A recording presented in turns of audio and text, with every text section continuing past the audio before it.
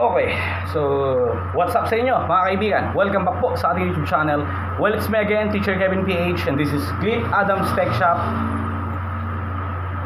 We're back with another video. So ngayon mga kaibigan, meron lang akong share sa inyo, no? Na goods to para sa mga aspiring technicians, sa mga gustong matuto, at sa mga technicians na rin kagaya ko na nagsisimula pa lang. So kadalasan sa mga, or minsan, hindi naman palagi, no? Yung iba kasi nagpaparepair sa atin, wala silang dalang charger, walang charger, o hindi gumagana yung charger. So ano nga bang ginagamit ko doon mga kaibigan? So meron akong dalawang item dito na i-flex na nabili ko lang din sa Lazada. Link will be on the description below.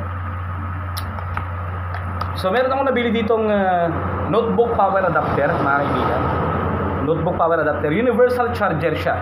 And ganito yung itsura niya. So ganito yung itsura niya. Power. And meron din itong controller 12 volts, 15, 16, 18, 19, 20, 24 volts. Depende sa laptop na ayusin natin. So kadalasan naman 19, 20 volts, diba? So itong notebook power adapter na ito mga kaibigan ay meron ng kasamang iba't ibang mga pins para sa mga chargers. Syempre kailangan natin ng iba't ibang mga pins at itong universal charger para magamit din natin sa mga clients natin na nagpapaayos na walang charger or sira ang charger para matest rin natin. And isa pa na gusto kong i-flex mga kaibigan is yung nabili ko rin na ilang pieces pa to? 1, 2. Ito na, pakita ko na para hindi na may spoil. Yan.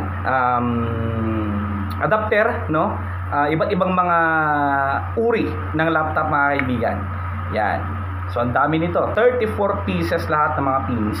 Nandito na lahat ng iba't ibang klase ng laptop na, for example, meron din na lang netbook, marami dito mga kaibigan na options na maliliit, meron din mga malalaki, meron din yung mga regular yellow pin, black pin, blue pin para sa mga iba't ibang brands ng mga computers mga kaibigan.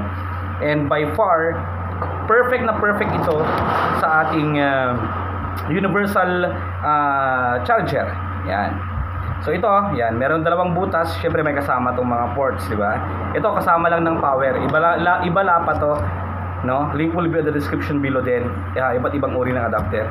So maglalagay lang tayo dito ng pinaka-compatible na pin para pagsaksakan natin. Kuha tayo dito ng isang sample. So yan, halimbawa ito. Ganito kasi ito mga kaibigan, no? Medyo mataba yung butas niya. Pasensya na sa kuko ko, medyo madumi yan, no?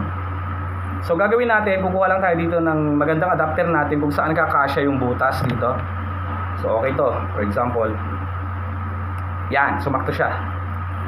Sumakto siya. Yan. Ngayon, pa-plug in lang din natin, may dalawang butas din dito. And then dito.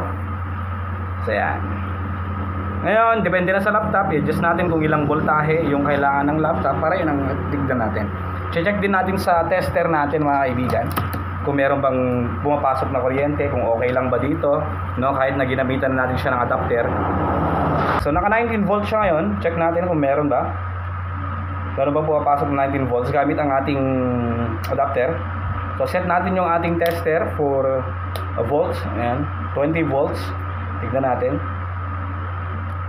kung meron bang pumapasok na kuryente, kung accurate naman ba. Okay, so far so good mga kaibigan. Pin natin, no, na ginamitan natin. So tignan natin kung accurate naman siya.